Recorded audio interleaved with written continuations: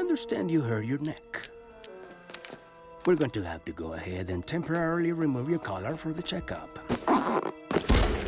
Nothing to worry about.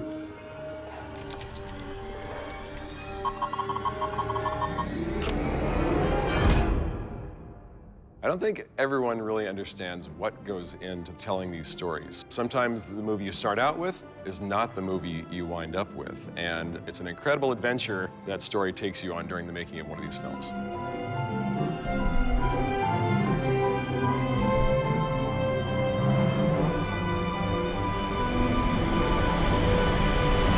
Okay, all done. Just a bruise.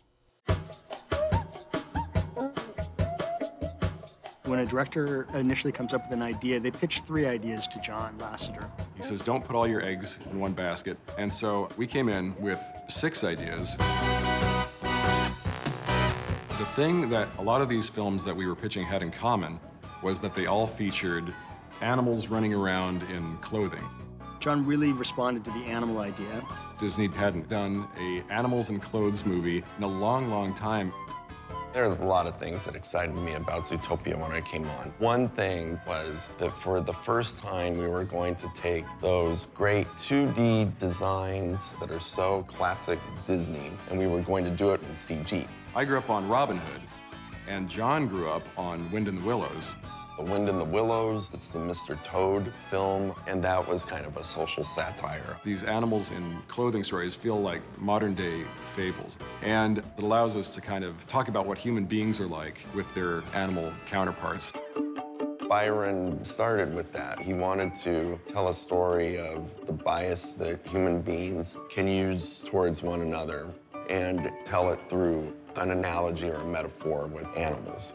And that really started us on the journey of, well, what if you had a character that was a predator and a character that was a prey animal, so opposite from one another, and they have to get along? And that was the basis of where Zootopia came from. From our research, we really discovered that in nature, the ratio of prey animals to predators is 10 to 1. Predators, even though they're very powerful and can be kind of scary, they're this little tiny minority. And we thought, well, that's really interesting, because if you have a city full of prey animals, do the prey animals all trust the predators, or is there still some of that fear buried in their psyche? And we thought, what an interesting thing to explore. And it led us to this concept of thinking about, well, what if the prey were in charge? And so one of the ideas that was in the earlier version of the film was that prey animals only felt safe if predators wore these things called tame collars. And tame collars was sort of like a dog shock collar. When a predator would start to get agitated, it would kind of go from green to yellow to red and tell the predators to take it easy.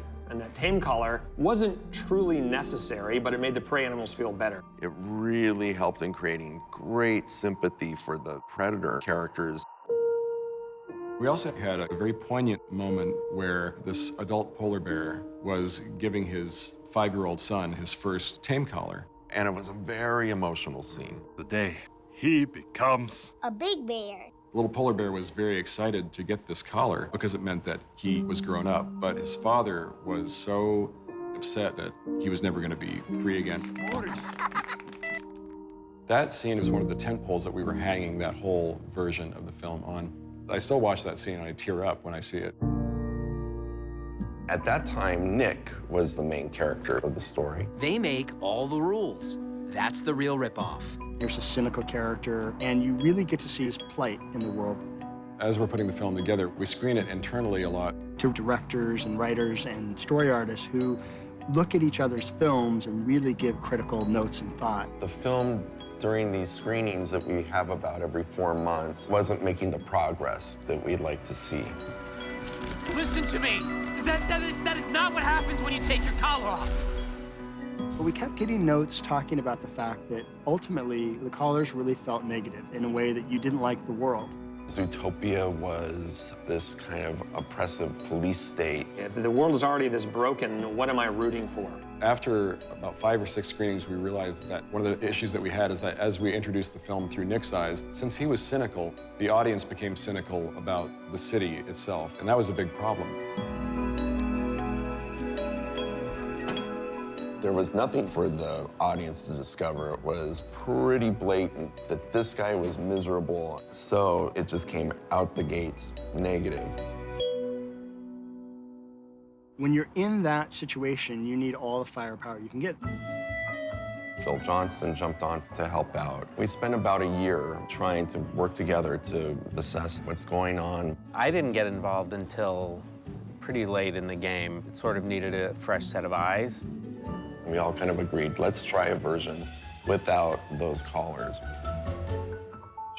And many, many months into production, even though we had had Nick as our central character, we thought, well, maybe Judy should be the one who is telling you the story. Oh, something is going on, and you are going to tell me. Once we started to explore from Judy Hopps' point of view and had her be the protagonist of the film, it really fundamentally shifted the film, and we just knew it was right.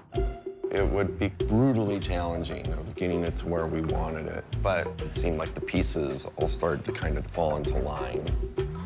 Judy introducing the story allowed us to invest in this dream that she has about how amazing Zootopia is. Welcome to Zootopia. You want to be an elephant when you grow up? You be an elephant.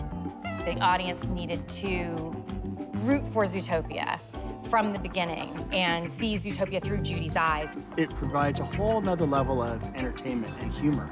In fact, 3 of the funniest scenes of the film came after we made Judy the protagonist. The DMV, Wait. They're all sloths? the Naturalist Club. In Zootopia, anyone can be anything. These guys, they be naked. And Mr. Big. She's the bunny that saved my life yesterday! This bunny? Yeah! Hi! Hi. For Judy to be sort of a three-dimensional character, we wanted to create a bunch of stuff that was stacked up against her. It's great to have dreams. Yeah, just as long as you don't believe in them too much. In a typical kids movie, you would have the character's want song where they're stating very explicitly what they want and how the world is piling up against them. And in this case, we take that trope and sort of subvert it by making her parents say the most ludicrous things. See, that's the beauty of complacency, Jude. If you don't try anything new, you'll never fail. We had removed the idea of the shock collars. We had changed our main character from Nick to Judy, but there was still something that we had to crack. Maybe she is being biased against, but she doesn't realize that subconsciously she's doing the same thing to everybody else. To avoid having Judy's journey be simplistic by simply saying, I want to make the world a better place. We want to show that even the most good-natured person can be susceptible to putting stereotypes on another person. I'm such a... Of all the movies I've worked on, I've never seen a movie make this big a shift this late in the game. But for us, it's about telling the best story. Don't understand. I was trying to protect the city. You were just trying to protect your job. The story felt very contemporary, how people that are different from you or me, or how humans look at one another, and that was kind of in the fabric of the film.